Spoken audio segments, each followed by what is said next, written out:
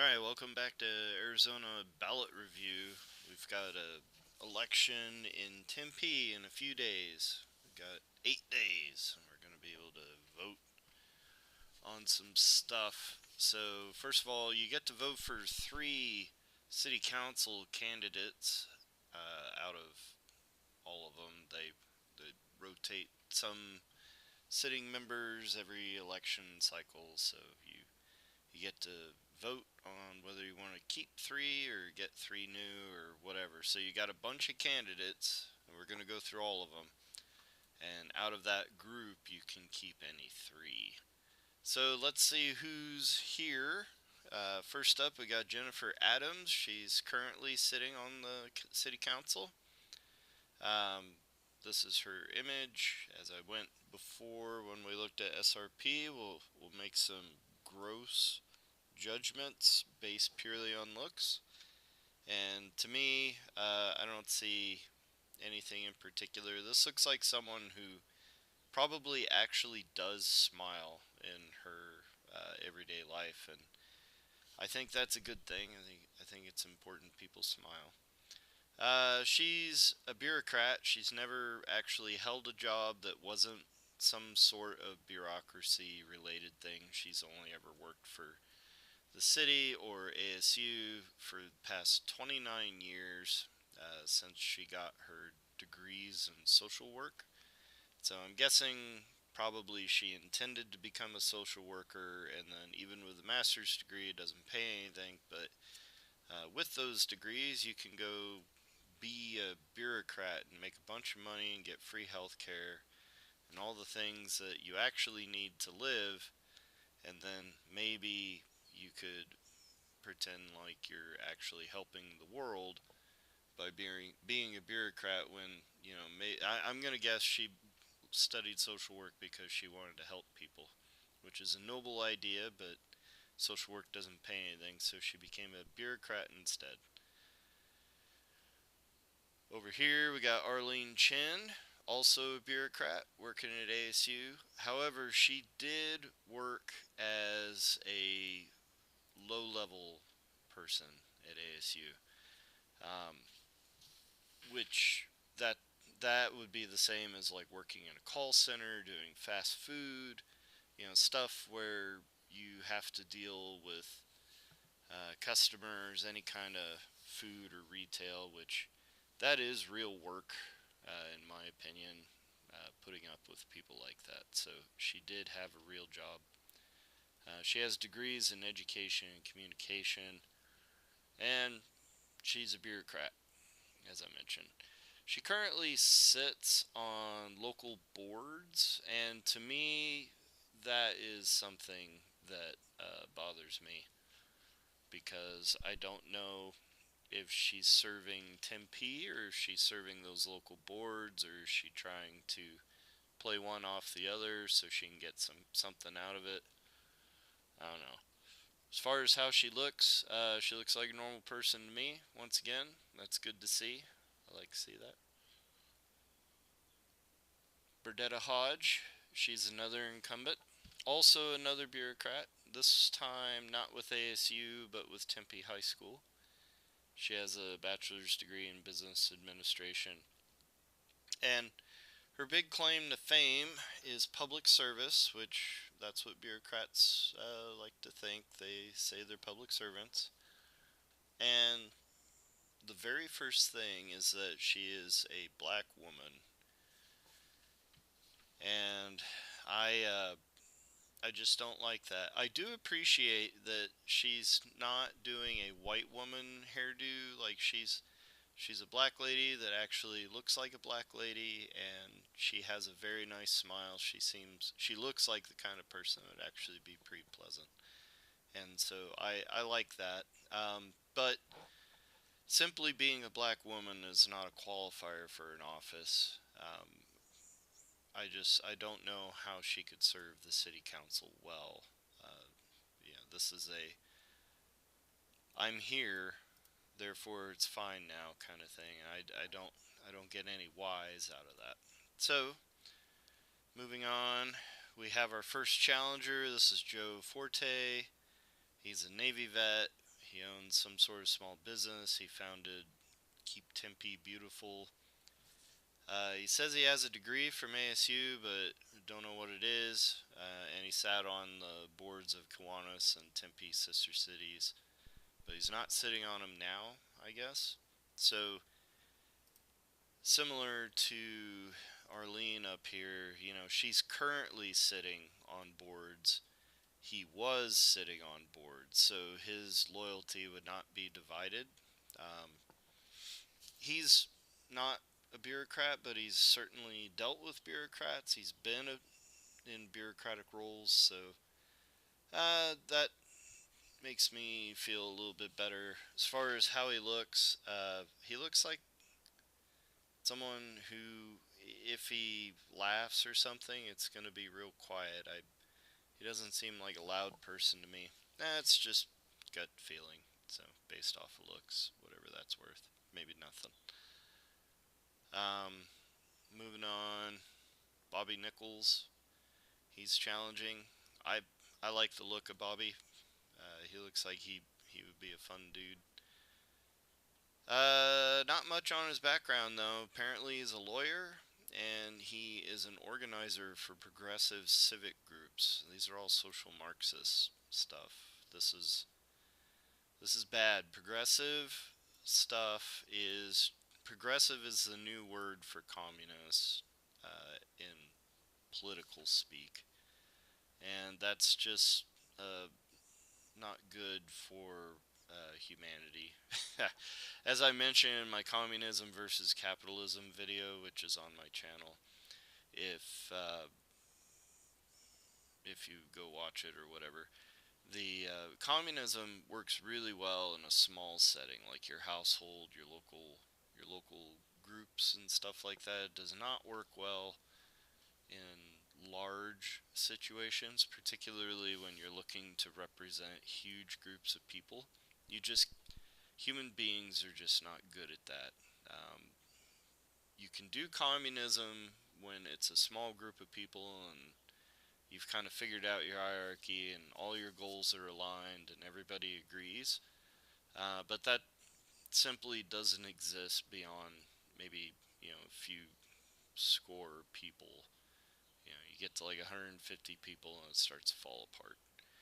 So this sort of stuff is just doomed to fail in society. I don't see that someone who's organizing for these groups, as a lawyer, maybe he's just doing paperwork for these groups and he doesn't hold their views, but unfortunately, his stuff is fairly obfuscated and it's hard to find. So if this is all we have to go on, as much as I like his smile, I think Bobby might not be a good choice. If you like if you think this time communism's going to work without mass graves and ultimately deteriorating into a dictatorship, maybe you could give him a try. Next up, we have Brooke St George. She's a challenger. She's a small business owner. Has done a lot of kid-related stuff. So she's done the PTOs, the YMCA's, youth mentoring. That seems to be a big focus for her. She has a Bachelor of Science from Texas Christian University, but apparently doesn't use it, which is, nobody uses their degree, so that's not a big deal. Seems to be focused on affordable housing, which is a big deal for Tempe because they're landlocked, but she has no plan. She's concerned about it. As far as how she looks, um, I don't think she does a lot of smiling. I get the impression she's kind of a Karen, and I don't care for that.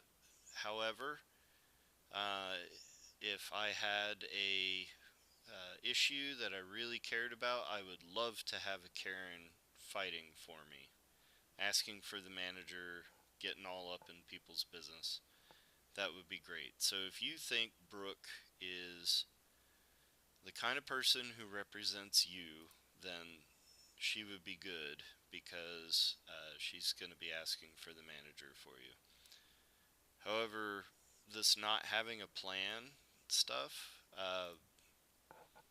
that That's feelings. You're not talking about any kind of leading. You're just talking about feelings, and that kind of is a problem as far as I'm concerned.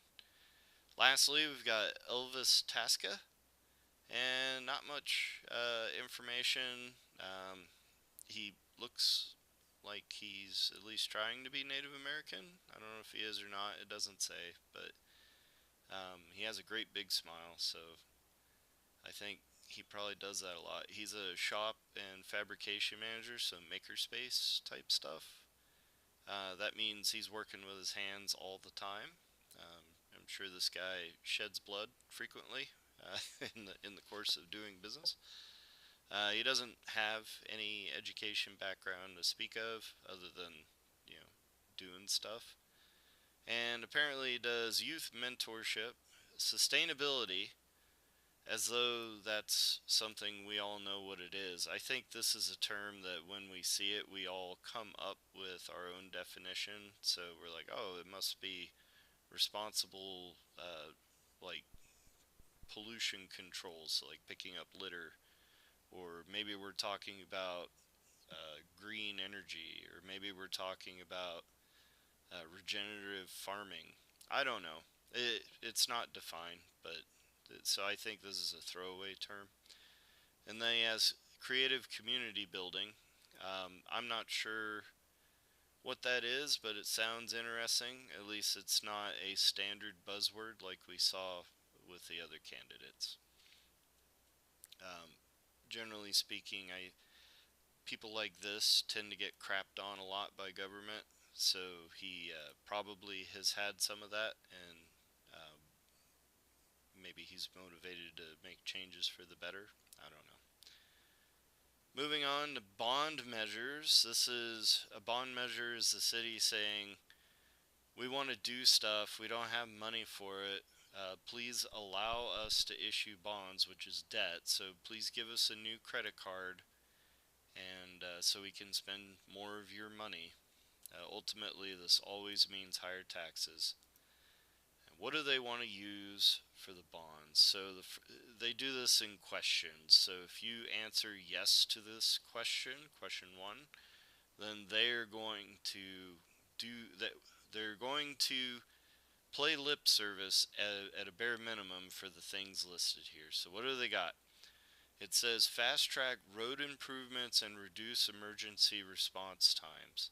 And they say the main problem is uh, feeling of the feeling of driving on roads that are lower quality than those of our neighbors and getting stuck in congestion. It's time to fix it and fast. At the same time, we'll seize the opportunity to optimize public safety emergency response times across the city. Okay. And we gotta make things safer for cyclists and pedestrians. So this it's 400. Wow. Acting now will result. So if you've ever had training on how to avoid phishing schemes or scams in your email, one of the things they talk about is watch out for time-related emotional language. Act now.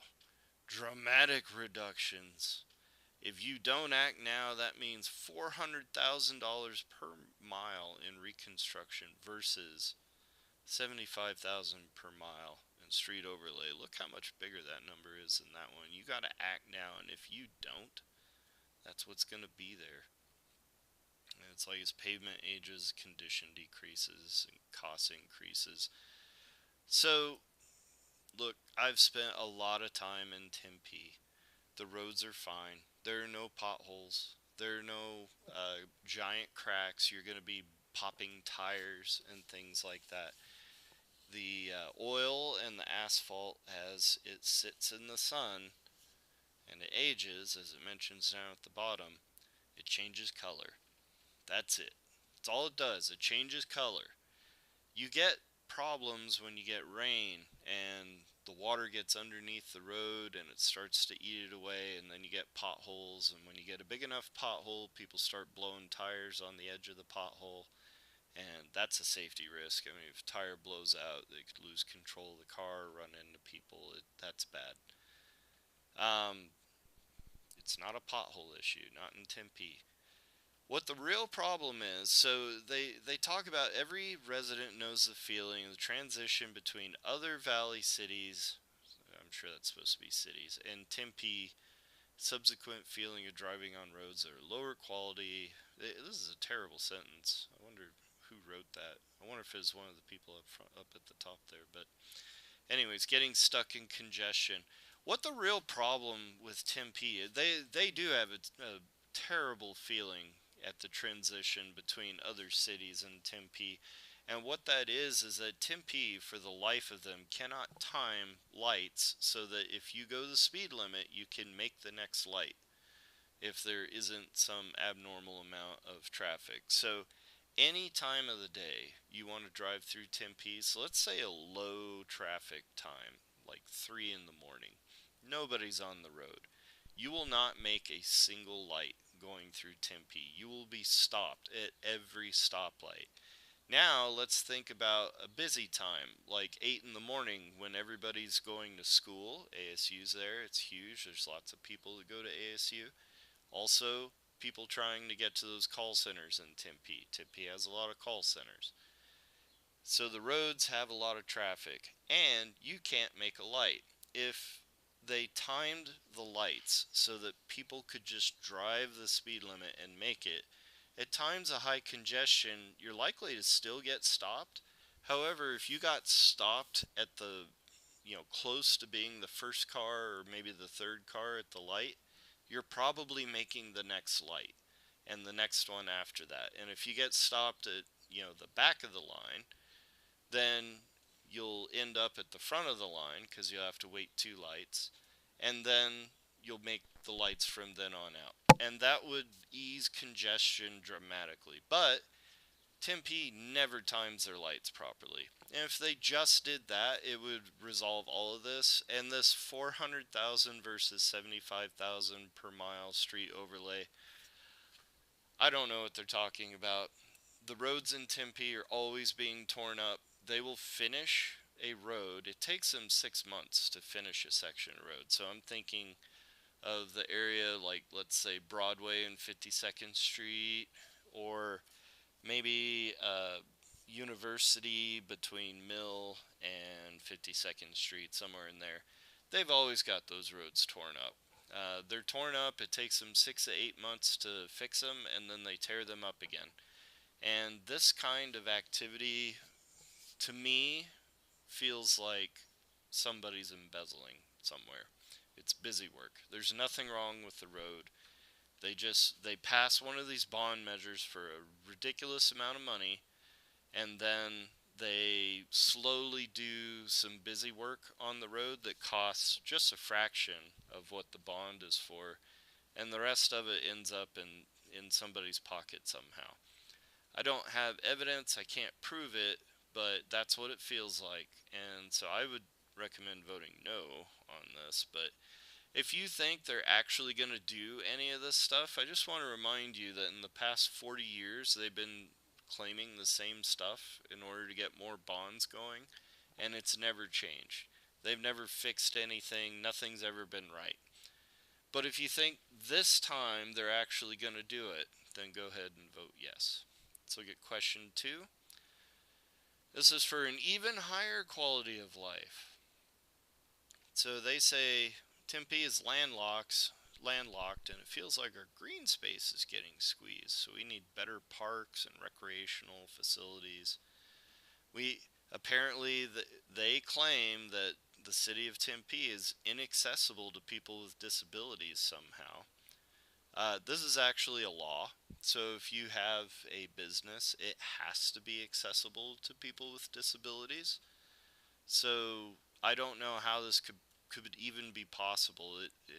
And then the last one, preserve and protect Tempe's unique historic properties. There are a couple of historic properties. They're privately owned, except for maybe the mill on Mill. I don't know. It's falling apart, so that's a thing. But um, to me, well, and they don't mention it. They just say we have historic places, and we want to make people with disabilities easier for them to get around town. Um, this feels like they asked um, someone on their lunch break, some bureaucrat on their lunch break, to come up with three really quick things that they could throw on for a bond. I don't think any of this is real. First of all, they're parks and they're recreational facilities. They don't have recreational facilities really. They have the lake, um, and then there's places you can rent boats and stuff to go on the lake. But I mean, they're already charging money, so I don't know why we need bond money. The parks are awesome. They're already funded. Don't know why they need more funding. They mentioned Tempe is landlocked, and that is true, but it has nothing to do with green space. So they just threw that in there, like it's landlocked, and we need to enhance our parks. Like these two don't go together. That's stupid. And then again, people with disabilities can already get around just fine. All of this is BS, and I have no idea how you could justify saying yes to this. But if somehow you can make it work in your head, go for it. If I were making a way to have Tempe have a higher quality of life, I would get rid of the homeless people. They're everywhere. They're stabbing people. They're creating messes. It's disgusting. Um, that would help. That would help a lot. Um, I remember I was working in Tempe once, and the very first day the office for the company I was working for opened up on Mill, somebody got stabbed on the way to their car. It was, I mean, first day. Other women were getting chased by homeless people that were trying to sexually assault them. It was bad. But the city of Tempe did nothing. They didn't do anything to resolve that. That would make for a higher quality of life. I remember seeing a guy hit another guy in the head with a bike lock in the middle of the day and like on a major street corner. It's just a thing that happens in Tempe. They don't do anything about that. They want to talk about making it more accessible for people with disabilities. Maybe if people didn't get hit in the head with bike locks, they would be less disabled. Anyways, moving on to question 3. Solving Tempe's housing crisis. How much housing do you need? So this is a chicken and egg problem here.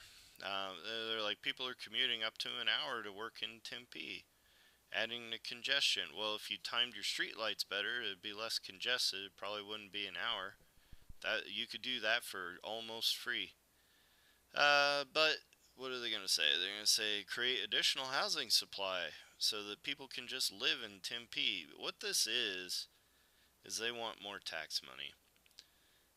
We don't have enough people to cover the bills of all the stuff we've already done, so we need to get more people in here so that we can tax them, and then we can afford more stuff. Probably the kickbacks and stuff from things like this. You know, I would vote no on this. This is a time to tell your city it's time to start living within your means. You can't just import more residents to try and cover all the BS that you've greenlit. Now, if you think that having more people is going to result in less congestion and less crime and the things that lead to a lower quality of life, then you're crazy. But okay, vote yes. But I mean, this is dumb. Anyways, so I hope you've enjoyed this. These people, their backgrounds and everything. I didn't go into what their actual planks were, except for Brooke, and that was because I really couldn't tell what Brooke's thing was, and as I looked into it, I still don't know. So these people are wanting to be on the board. Some of them are probably just getting kickbacks. They know their friends. They can green light stuff for people they know. Others are maybe hoping to actually make a change. Maybe they want to time the streetlights better. Maybe this guy would do that. I don't know. This guy definitely would not. He's there with some sort of agenda. I don't know what her deal is. This guy would probably fix the streetlights. I'm guessing because he's kind of a working man. So I hope you've enjoyed this, and please stay tuned for the next election thing.